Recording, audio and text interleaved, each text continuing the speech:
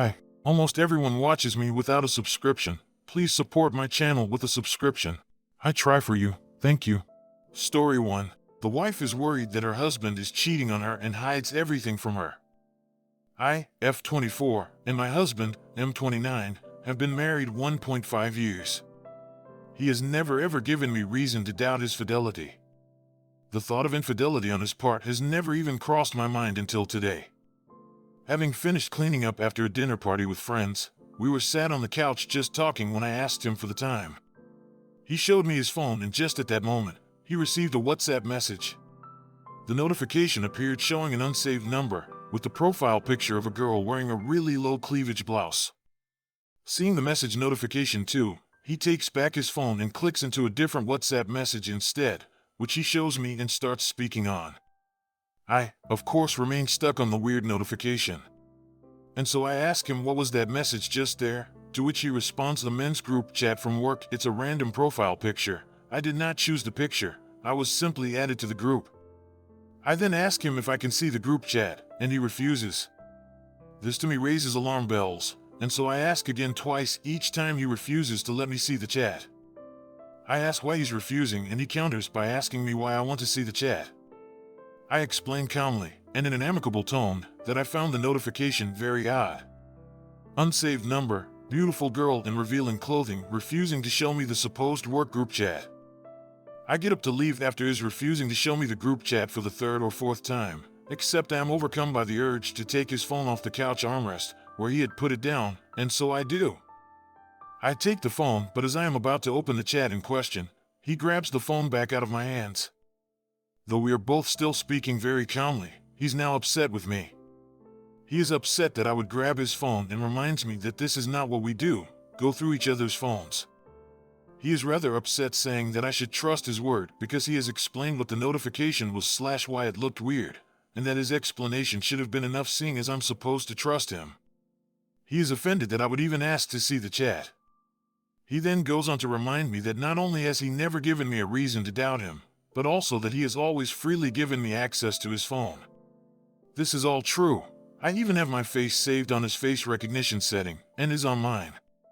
He continued to refuse to show me the supposed group chat. And being shocked, I simply left the room. I am currently not sure what to think. Did I respond unreasonably?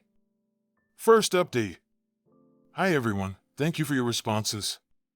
We still have guests staying over at our place. After the initial conversation, I left and went to stay with the guests in the guest room. They're my girlfriends, so this wasn't particularly weird. It is their last night too, so we stayed up talking. I didn't mention anything to them, but I also haven't spoken to him since. The guests leave later this evening. Before then we'll be out and about. I don't think I'll have a chance to speak to him or address this again until the guests have left. To clear up a few things.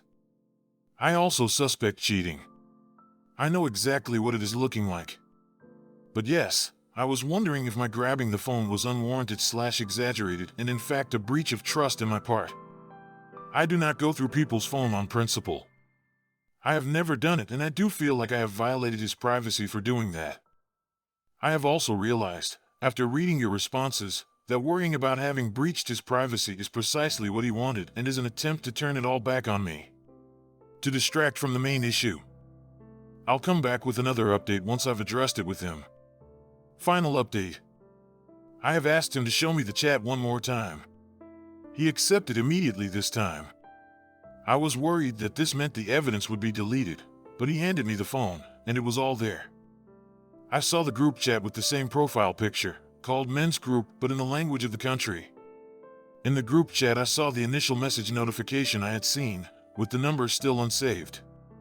It was in fact a Spotify link like he had said. The timestamp is correct. He scrolled all the way up to when he was added to the group, which does correspond to when he started at the new workplace. He took out his work laptop and went through the work email contacts to show me that the few contacts he had saved did correspond with the names of colleagues in the group. I got pretty annoyed, if I'm honest. I am extremely relieved, but God, he could have spared me and you all the turmoil. Don't forget to subscribe, rate the video, and click the bell. I asked why he was being so damn secretive about everything then. It turns out he had a group chat with my childhood friends, and they were planning a surprise for me. Surprise semi-ruined now, lol, oops. You might all wonder why on earth I didn't think of that so close to Christmas, and that would be because we do not celebrate Christmas. Anyways, false alarm, thank God. Apologies for bringing you all on this roller coaster with me. For what it's worth, you all helped me stay very calm and level-headed through the hours. If some of you are wondering why I did not turn to friends and family for advice, the answer is simply that I had no proof myself. I was unsure and confused by the situation, but still wanted to hear someone else's thoughts on the matter. The thing with relationships, I find, is that sometimes when you tell friends and family about conflict, you might then forgive him, but they might not. I try to avoid sharing our conflict and seeking advice until it is blatantly obvious that one of us is in the wrong. He is close to my friends and family, and I'm careful not to ruin his image in their eyes unless it is really warranted. Anyway, thanks everyone for your patience, for your advice, for your companionship. Story 2. My husband cannot accept I don't like mustard. Things came to a head yesterday. We've been married 2 years, dating 5. We are both 34, I'm a woman, he's a man, if it matters. I'm not a picky eater. In fact, I'm quite adventurous, and every time I've traveled I've always made it a point to try dishes with unusual/uncommon ingredients to say I've tried them. There are very few foods I won't eat. One of them is mustard, the condiment. I don't like it. I just don't. The taste is very strong and overpowering, and it's an unpleasant taste. I've tried yellow, stone ground, honey, artisan, brown, spicy, you name it. I have tried them all. And I just don't like them. My husband for some reason never understood this. He loves mustard, especially honey mustard. He puts it on all his sandwiches, dips his fries in it. And every time he tries to force me to try it, he'll insist I'll like it this time. I'm a grown-ass woman. I know what I don't like. And I don't like mustard. So I'll say no, and it'll devolve into a mini argument where he'll call me picky. Well, last night we were on the road home from a weekend trip we took together, and he stopped at a gas station to get us a quick bite. He got a hot dog slathered in mustard. I got one but decided to keep it plain. I don't really love hot dogs to begin with, but I will eat them. While we waited in line, he asked what I got on mine. I told him nothing. He actually got furious and grabbed it from me. He marched over to the condiment station and began putting mustard on my hot dog, telling me to grow up and stop being picky. I just walked out and sat in the car. I didn't even want the damn hot dog anymore. My appetite was gone. He came back and began screaming at me for embarrassing him even further. The word divorce was said for the first time ever. I secretly recorded his screaming because I was genuinely afraid I would die. He was driving erratically, swerving and speeding. I'm in a hotel tonight. He ignored me all day at work, and then the call started around when he realized I wasn't coming home. Non-stop voicemails and texts. He sent me a screenshot of a Google search for local divorce lawyers. I haven't eaten all day and I've been sobbing in this damn hotel room. I don't want to get divorced, and I wish I had just ate the fucking mustard. Someone, anyone, please give me an explanation. Am I in danger? Why would he react this way to a preference of mine? I'm completely broken right now. Update 1. I can't respond since my post got deleted. Sorry, submitted on November 2nd, 2022. Some answers, I guess, to questions I saw. Regarding when I said no to sex. He respected if I said no to having sex, but he would ask for blowjobs over and over. I used to give in at first until I started dreading doing it. He tried buying all this stuff to make me like it, to make it easier or whatever. I used to like blowjobs. I don't like giving them to him. But he'll still ask over and over. I started responding with, I said no. Are you going to force me to do it? And he'd get squeamish and offended that I'd implied he would rape or assault me. If I have a support system, no. I've always been a very small circle kind of person, and I lost touch with casual college friends. My friends are his. It makes me feel like a loser, but I don't really have friends of my own. My parents are dead. My dad died when I was a teen, and my mom passed recently of heart failure. I have no siblings. I'm financially capable of living on my own, and I could pay for a divorce. I just really didn't want things to be this way. The mustard thing was always just an annoyance to me. I didn't consider it a deal breaker, but obviously it is for him. We have no kids and no equity. Our finances are separate save for one joint account we equally contribute to for bills. We were looking at buying a house. I'm safe. I'm at work and I'm staying in the hotel until further notice. He has continued to text. One message said that he loves me and doesn't want to lose me, but I've forced his hand by refusing to communicate or come home. I haven't answered. I don't know what to say. I forced myself to eat my favorite takeout late last night, but it tasted like cardboard. I stayed up late compiling a list of every time he has shown worrying behavior.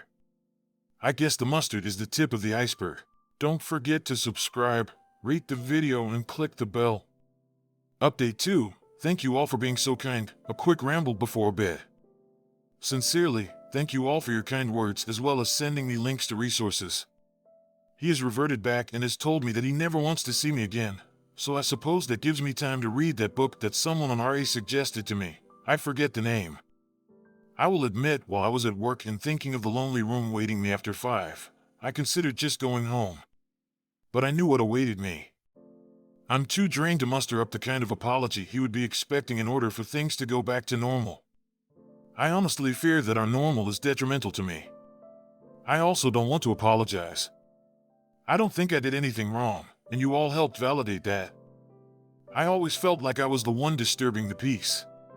He'd get so upset over things that were little to no effort for me to just do or go along with because I loved him. And somewhere along the way I think I lost myself. I never liked mustard. I never liked golf, or camping, or red wine. But he loves all of these and wanted me to love them too. He said he was introducing me to his hobbies so we would have shared interests as a couple. But I've realized that out of all the things I used to like, he has either refused to try or ignored my interest. Our shared interests are just his. God, how do I feel like my own person again? My world broke not 2 days ago and now I'm drunk at a hotel bar switching between Reddit and researching divorce lawyers. I still don't want a divorce. It's so permanent. I never pictured myself a divorcee. I used to think that every choice I made deliberately. It used to be a point of pride for me. But he's making this choice for me. And it hurts. Final update, I'm leaving him. First of all, I took this week off at the encouragement of my employer. I plan to spend it finding a therapist that specializes in domestic abuse and sexual assault, which I've come to realize I am a victim of. I feel completely numb. I'm also looking into a divorce lawyer.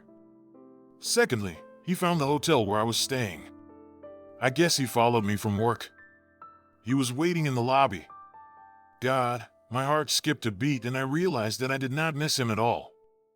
I was afraid of making a scene. I need to unlearn that, so I sat with him in the lounge area and talked. I'll summarize it. I pointed up the security camera and said if he tried to hurt me, there'd be footage and I would press charges without a second thought. He was completely shocked and said he'd never hurt me. I reminded him how I feared for my life in the car. He ignored me. He asked why I wasn't coming home. I was completely blank-faced when I told him, because you're divorcing me.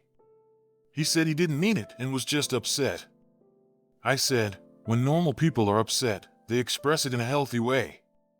You threatened the end of our marriage. I'm taking you seriously. He got pissed and asked if I was saying he wasn't normal. Honestly, I just wanted the conversation to be done, so I told him if that's really all he heard then there was no point in talking anymore. I told him I was looking for a lawyer and he should probably do the same if he hasn't found one. He lashed out and said, all this over one mistake?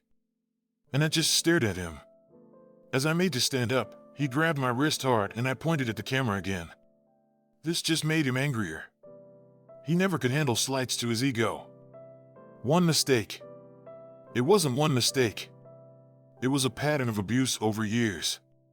It was threatening me, intimidating me. I told him if he tried to contact me again beyond sending me his lawyer's details, I'd be calling the police. He let me go. I want to say I was badass and celebrated in my room.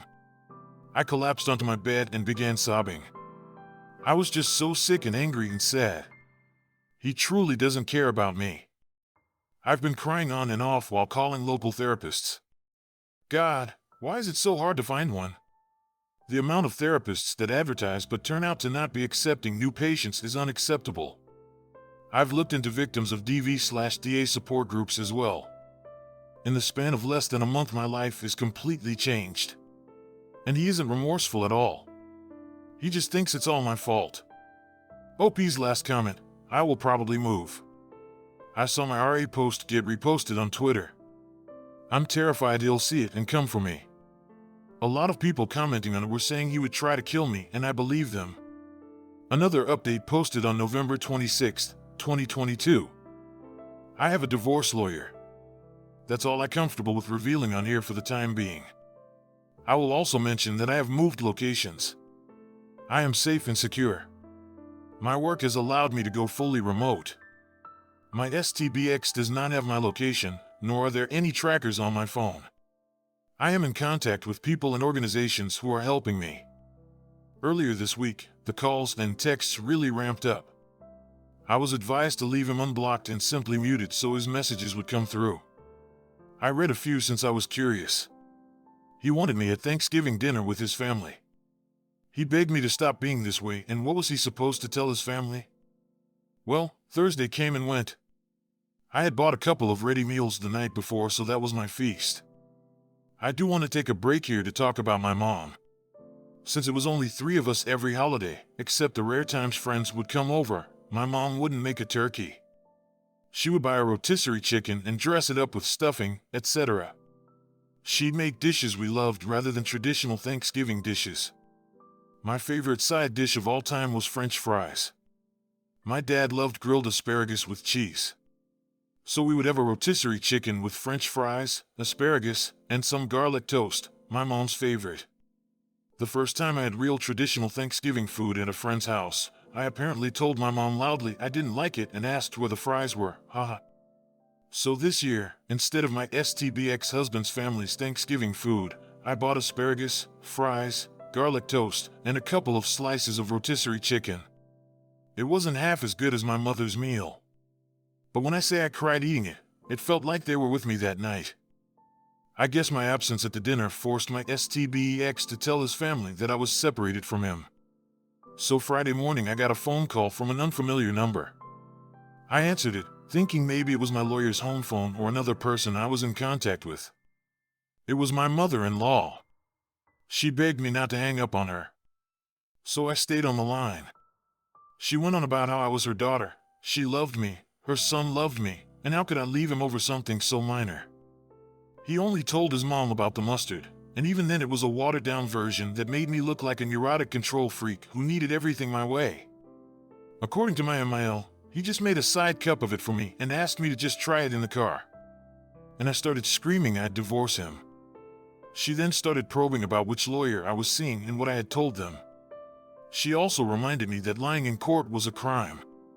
My lawyer had warned me to not reveal anything we had discussed to his family. It took all my willpower not to say anything. Instead, I hung up and muted her number, too. She hasn't texted or tried to call again. Trust me, I would have loved to send the recording of her son screaming saying he ought to smack me upside the head, calling me a stubborn bitch, that he would divorce me, and that he would run the car off the fucking road if I didn't start acting right. I wanted to scream into the phone that her precious son started this mess and I was simply doing what he wanted. I have come to realize you don't treat someone you love like the way he has acted. Normal people don't want to have sex with someone who has already said no. Normal people don't keep pushing and obsessing over food preferences. There is something seriously wrong with that man. He texted me last night, Friday, calling me a bitch for making his mother cry. He also said he would come find me and it would take more than a locked door to keep him from getting me and taking me home. I forwarded those to the right people. I know this isn't a happy update, but things are moving along quite nicely. Don't forget to subscribe, rate the video and click the bell.